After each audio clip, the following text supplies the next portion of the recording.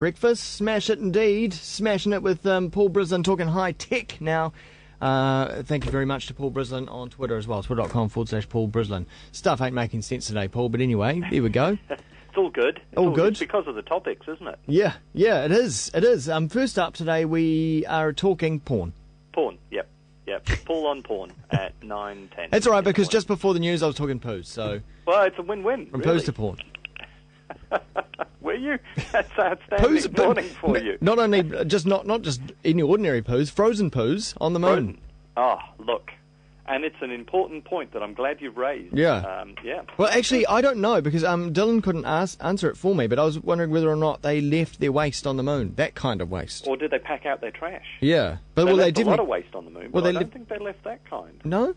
But why would you take it back with you? That's extra weight. No, well, they were very concerned about microbes coming back from the moon and leaving stuff behind that might, over the centuries, mutate and become an evil overlord force to invade Earth and destroy us all. So I can imagine that somebody would have thought of that. the marching poo army from the moon. From the moon. Coming Honestly, back to invade the Nazis Earth. on the other side. That's a movie I really have to see. I can't wait till that comes out. Iron Sky. Iron Sky, yeah. Yes. Secret Nazi base on the dark side of the moon. That's awesome. very cool. But suddenly we're going way away from porn. Maybe we should keep going away from porn. Maybe we should. But porn is, of course, one of the driving forces behind the boon of the internet, I guess. Would not be overstating it too much. Yeah. And for many years, nearly a decade now, I think, they have been harping on about why don't we have a domain that is purely for the pornography, and we'll put it all in there and all will be right with the world. And so .XXX was born. So instead of typing in naughty.com, you would type in naughty.XXX, and you would be off to a porn fantastic world. Right. A porn-tastic world. Now, there are various issues with this, of course, one of which is the Americans all getting up in arms about free speech and saying, well, this is just a ghetto that will mean, you'll be expected to put your porn sites in there rather than allowing them out where young children can find them. To which the answer is, well, yes, that does seem to be the driving force behind all of this. Yeah. And then you've got the other side with lawyers for various different global brands saying, so I suppose we're all expected to now buy yet another domain name just to protect our name from cyber squatters, as they're known. But hang on, is this an enforcement? Is this saying that if you're a porn merchant and you've got a .com, you now have to get off that and go to the XXX? No, far from it. Okay. But what will start to happen, I'm sure, is that ISPs around the world will be encouraged by various groups to start removing access to .XXX sites. So there will be a big push to put all of the R18 stuff behind the .XXX wall, if you like, and encourage them vigorously to move over to this new domain.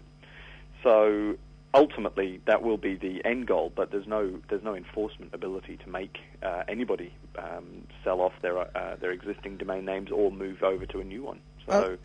Is money still being made out of porn online? I have no idea. I imagine so, because the entertainment industry is as large as ever, and they still tend to lead the way. You know, we had VHS, home VHS tapes, which initially were just designed for you to record television programs and watch them at a later date. And somebody said, why don't we put movies on them and sell them? Yeah. And lo, an industry was born. Well, it was always porn that's led most technology innovations. That's right. With entertainment, and even down now to online streaming video content and interactive video content. Yeah. And we all tend to follow along where porn leads the way. Porn 3D. Like a strange way. Well, that's right. If they say no to 3D, then you can forget it. But, that's right. Yeah. Talking about that sort of amazing, just go off topic again, TT3D last night. About the Isle of Man race. How was that? Finally there is something worth seeing in 3D. This is it. Because I am no fan of 3D, even in the real world. No. I'm not limited in 3D, I must say. I find it gives me a headache, and they tend to just use it where you don't need it. Yeah. But the idea of something that does need 3D, now that's very exciting. Yeah, forget Captain America, Avatar, all that. I mean, this documentary, it was all proper 3D cameras, apparently, and the footage of that race and the stuff that goes down, and also the story behind the people, it was just amazing as well. But as a bonus to see it in 3D, it was really, really cool. Recommend that. Yeah. Oh, good. And I highly while we're talking racing, I highly recommend Senna. Oh yeah, that's the other one. It took me along to see that, and it was quite a moving documentary, really quite astonishing. Yeah. And there's amazing footage, with the camera strapped to the car going around the track. That's right, which shows you how far in-car camera footage has come in the last few years, because it was so shaky you could hardly see what was going on half the time. But very interesting, very, very telling. A man's entire life laid out in effect. It was quite remarkable. Well, anything to get off the porn topic, rightio. That's right. We do have something else, along. actually. Yeah, we've got we haven't talked about this. The Apple versus Android versus Samsung versus common sense argument. It's ridiculous, isn't it? So Apple's suing Samsung because it says it invented the tablet computer and everybody else is copying it, and that's not fair. So Samsung and Google in particular have come back and said, don't be ridiculous. It's something that's been talked about for many, many years.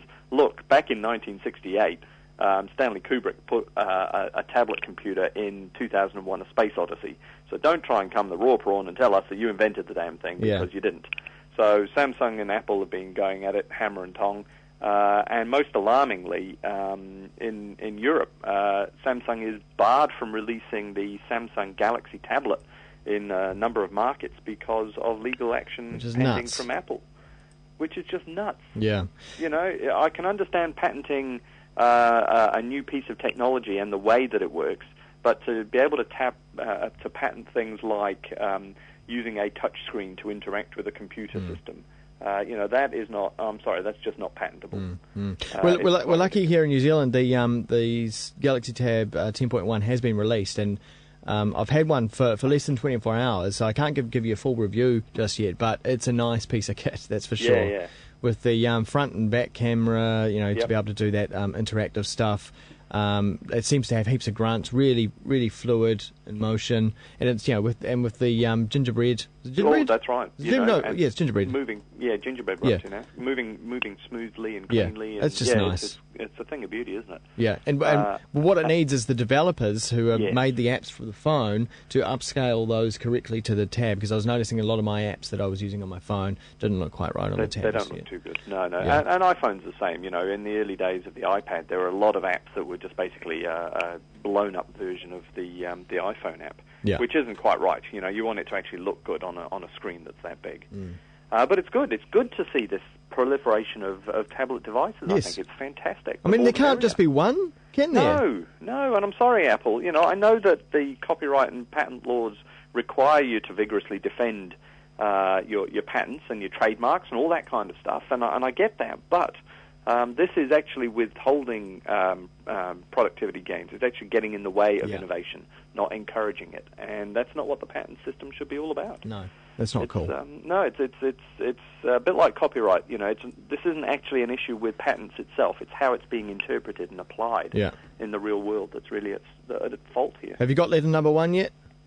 No. Don't know anybody who's got a letter. Don't know any ISP that's processed a letter yet. So far, I've heard from a number of ISPs who've said they've received notices and have sent them back saying, okay, we have a process you have to follow. Plus, by the way, you owe us $25 if you want to start with this.